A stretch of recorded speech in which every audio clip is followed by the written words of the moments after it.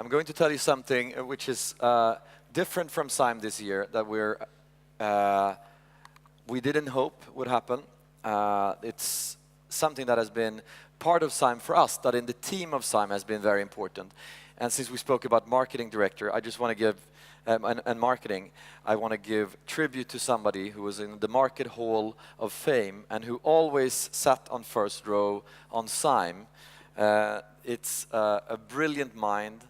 His name was Melker Claesson, and he later got Parkinson's, and he got more and more ill, and he passed away during the last year. He's always been one of our largest fans and a benchmark if we were good or bad. So always in the pauses he said, "Snap it up, Ola, this is not cutting the mustard," or we always got feedback from him as well. And he died, and he was not 70, and he said on his deathbed, "It's fantastic, I got this many years. This is absolutely magnificent. What a lucky guy I am. But also tell Ola that I have some great ideas for SIME next year," and he shared those ideas. And we just wanted to give a tribute to Melker Claesson here. His children are in the audience, so thank you very much, Melker, for all these great years, and wherever you are, you're having a great adventure, we're sure. You're not sad, so we're not going to be sad either. We are going to move over to another topic, which is not marketing, it's entrepreneurship.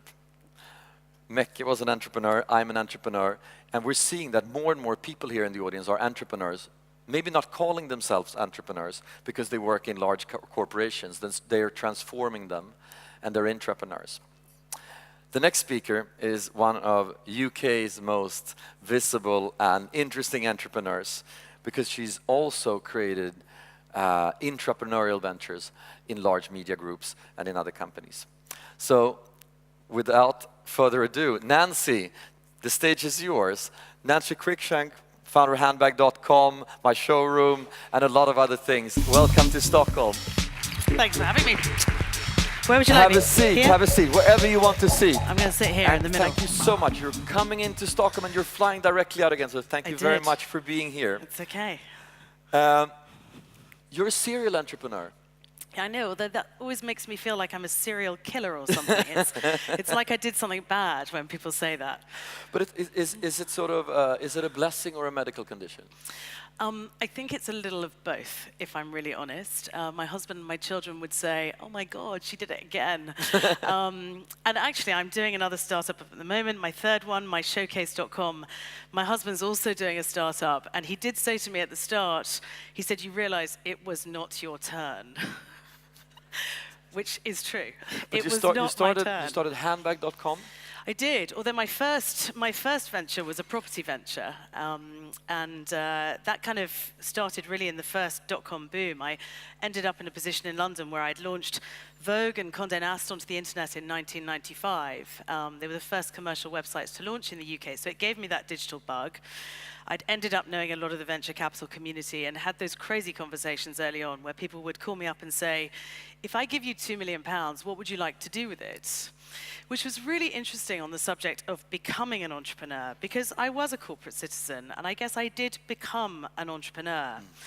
And I became an entrepreneur because I had an experience of moving house, which was just really poor, a bad experience. And I had grown up in New York, actually, and I looked at what was happening there, much better situation in terms of buying property online, and was kind of inspired to do something with that.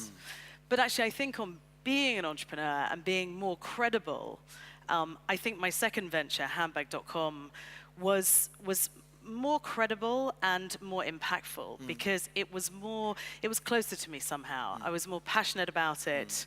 It was around fashion and beauty, and industry I had sort of worked around.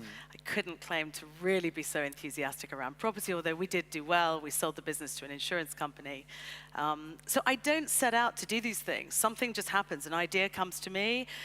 I'm normally trying to listen to problems with customers, opportunities, and before I know it, I'm kind of off on the next adventure. But handbag.com was acquired as well?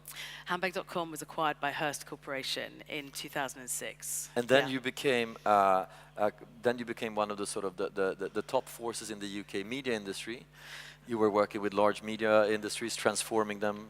So yeah, I drove a few people really crazy for a few years. I'm actually a really, really bad corporate citizen. Yeah, which companies did you work in? So the Telegraph Media Group was the company I spent 4 years working within. And I really had a relationship there because the owners, the Barclay family, had been my biggest investor at handbag.com. And so I think they said, let's parachute Nancy in and solve all the problems with media. Well, and of course that's never possible to parachute one individual in, but there was actually a very interesting team, an editorial team led by Will Lewis. They'd done some really fascinating things in reinventing and just reimagining how their newsroom would work. And so actually to come in and try and holistically pull teams together, sort of as a digital CEO, I guess, was possible in that environment. It was definitely an environment where, you know, taking some risk, trying things out, the idea of failure, I talked about it constantly. Failure is something good, you know, we of course would rather succeed, but we will learn things from failure along the way.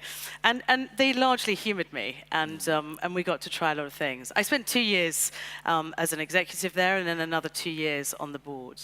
But what are some of the sort of the similarities between intrapreneurship and entrepreneurship? So I think that if an entrepreneur is in the right kind of context, and I was fascinated listening to your comments earlier about the team at Schibsted and what they've been doing. It really sounds like it's an environment where, yes, it takes some time to get something signed off, to get the investment, because of course it is a more corporate environment. But once you've got it, you've really got it. And then you've got that backing, and there's the opportunity there to try things, to learn, and, you know, to fail or succeed, hopefully succeed. So I think if you're in that right context, then there can be more similarities because it is about creation. And that is ultimately the absolute grain of truth, the critical piece about being an entrepreneur, is you've got to be comfortable with creating something from nothing. You have a blank sheet of paper, you've got an idea that just keeps troubling you. For me, normally I can sleep less and less because it keeps going around and around in my mind. It's like an itch, I've got to scratch it, I've got to do something, and even to rule it out. But I think you've got to get comfortable with doing those things. And sometimes I think inside an environment, a bigger traditional media environment, that can be tough because we're kind of conditioned to be very proud of the things that we run and operate. I'm running a big business, it's $100 million turnover, and suddenly you've got to feel really cool about doing something that's producing 1,000, 10,000, much less. We're going to go to our studio in San Francisco, and we're going to meet another very inspiring entrepreneur. Cool. We're going to meet Katrina Fake, the founder of Flickr. Hello. Hello, how are you doing? I'm very good. So thank you very much for getting up in the middle of the night. It is 3 a.m., yes. to be with us here in a transatlantic panel here at SIME Stockholm. And we're also very happy to have you in Miami in physical form in a couple of weeks. I'm looking forward to it. So you've been starting companies and you're doing it again and again. What is the driving force when you start companies? Well, it's hard to say. I think that, you know, I largely started out as being unemployable. I was not someone who found it easy to take jobs. I jumped from job to job. If you looked at my career before I discovered, you know, digital media and the internet, I jumped from being, you know, I waited tables in restaurants, I worked in television, I worked at a bank, I worked in a dive shop. I had all of these crazy jobs, and I spent a lot of time backpacking around the world. And it wasn't until actually in my late 20s that I really discovered digital media. Similar to Nancy, I started out designing some of the kind of the earliest websites on the internet, and then got infected with the digital bug.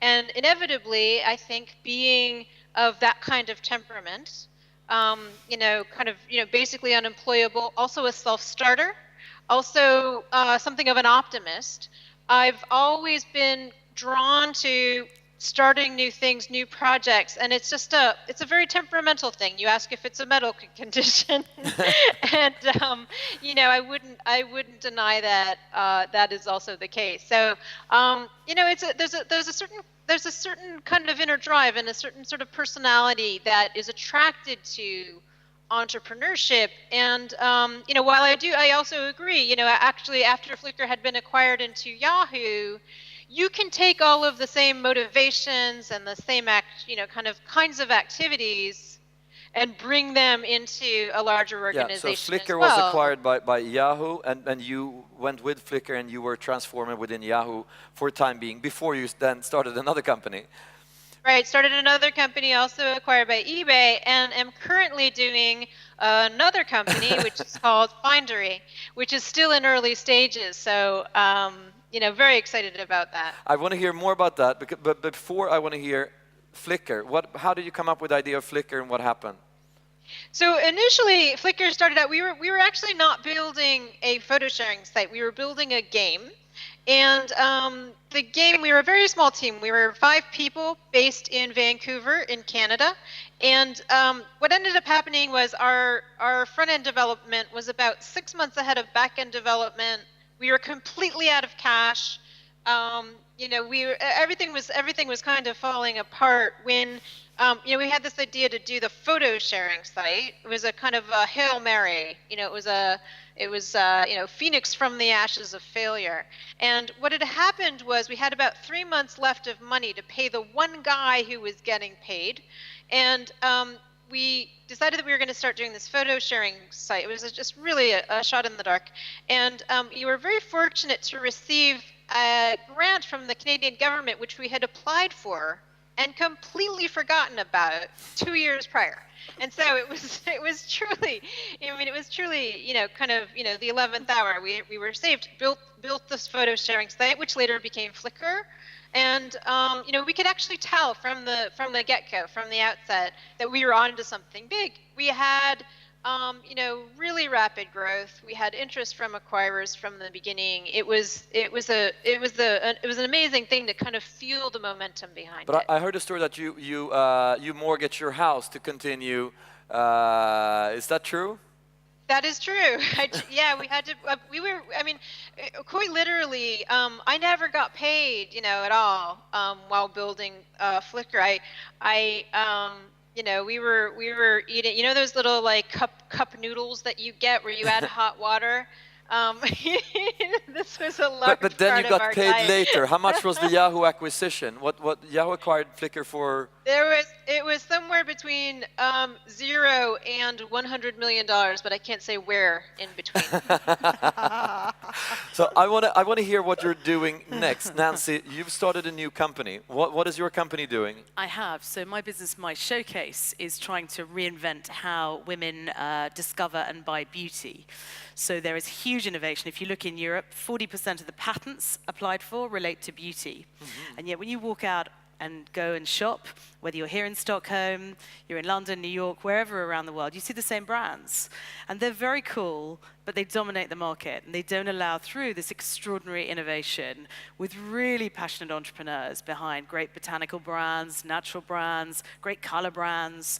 And so we've created a network. It's like an Avon type setup, where women can launch their own businesses. I'm passionate about the whole area of entrepreneurialism, so I want to have thousands and thousands, tens, hundreds of thousands of women around the world who can launch their own beauty businesses, representing, we currently sell 25 different brands. We do loads of mentoring, development of that community. We provide all of the tech, all of the running your business tools, and we're just about a year and a half in. Funding it ourselves. We did raise some investment about 6 months ago, but I funded it to date. It's nice to have a couple of successful exits behind me to help with that, so I haven't had to eat the pot noodles this time, but I have done that before. And do you miss your corner office with the secretary and sort of the nice things at the large company? I really don't. I mean, there are some great things around having all of that set up and people to help you, but actually I have a very grassroots approach to doing things. I like building an experience. I like living it. I am one of our stylists. 3 or 4 times a week, I'm in a woman's home who I probably haven't met before running a showcase. I'm throwing a white tablecloth on her kitchen table. I'm putting products all over the place, and I'm talking about beauty, and I'm just having a cool time with women I didn't know for a couple of hours, probably 20 women, and yeah, they end up buying a lot of stuff, discovering things, having fun, and hopefully some become stylists, some host other events. I like the the reality of making things happen. It's really satisfying. Katarina, what's your new company? Can you speak My about it? Sure, I'd love to.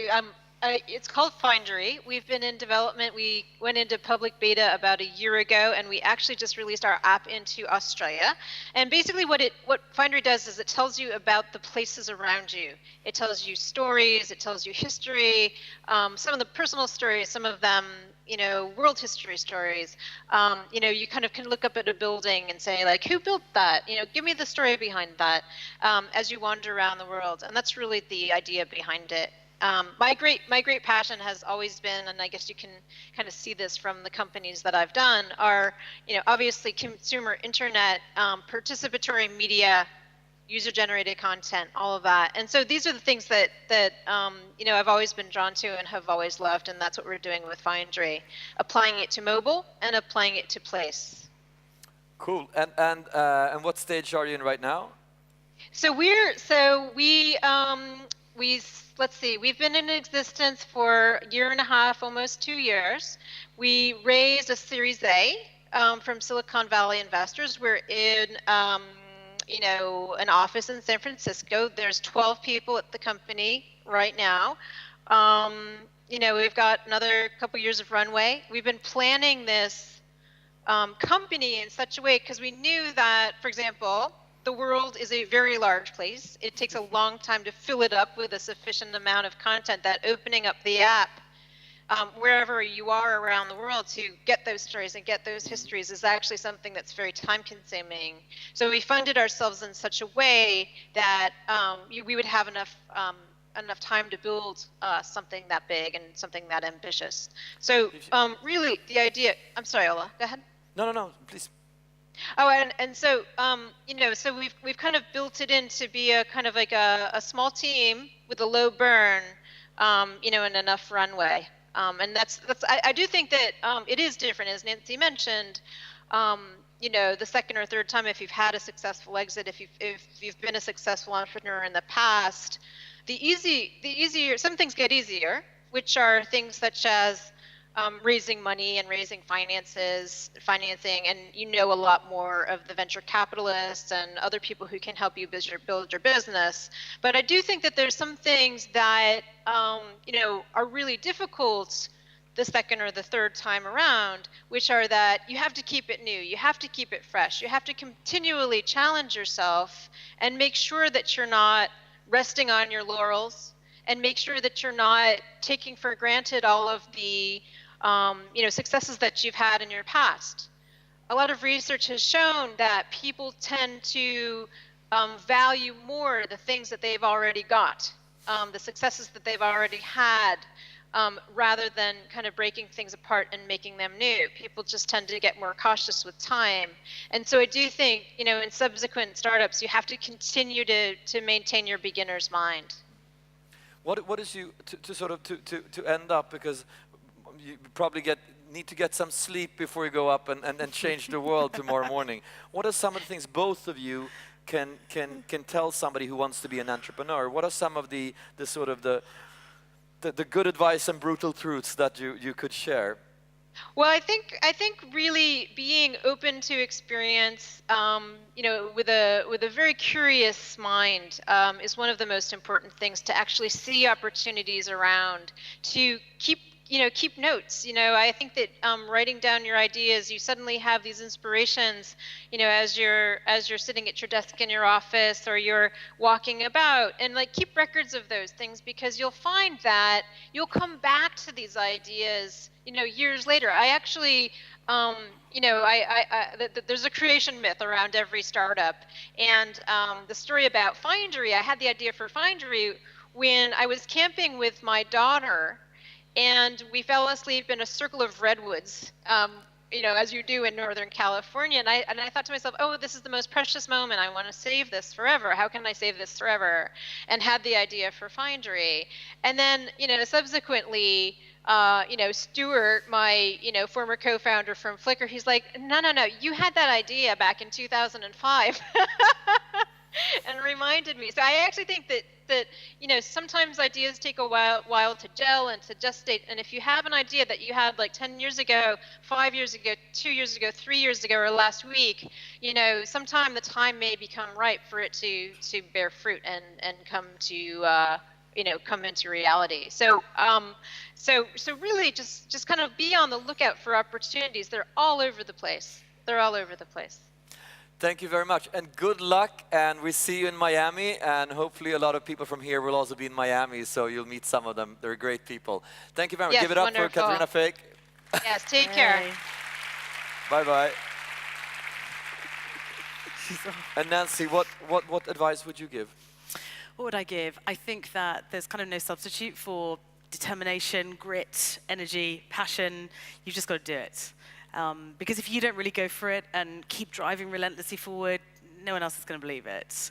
So I think that just really trying stuff, living it, is vitally important. I completely agree with Katarina's words on, you know, being open to things, listening, collaborating, creating. But you just have to get to a point where you're just doing things. And then you're getting that sort of feedback from your clients, your customers directly, and you build from there. And you really get behind and try and scale the things that seem to be, you know, with some potential. I also always want to have just really fantastic people that I really like and trust around me, because I think everyone says life is short, but life in a startup is even shorter. So I think that you need to go on that journey with people who you just really want to spend a lot of time with, because I spend a lot of time awake at 3 o'clock in the morning, not only dialing into things, but, you know, packing boxes in our warehouse, talking to people, working. And I think if you're going to put that much passion and energy into something, it's really got to be with just fantastic people. No mediocrity anywhere. That's a very good lesson. No mediocrity anyway. Or as Didac from Barcelona Football Club said yesterday, good people that are good. Yeah, yeah, yeah. Thank you very much. We are going to go to lunch, and there's one important thing. You got to leave your Blendology badges to one of the hostesses before you leave, because otherwise we can't upload your stuff and you cannot get all the contacts. So that's a very important thing. The workshops will start 10 minutes past, sorry? They will start same time. He decides. So give it up for Nancy. Thank you very much.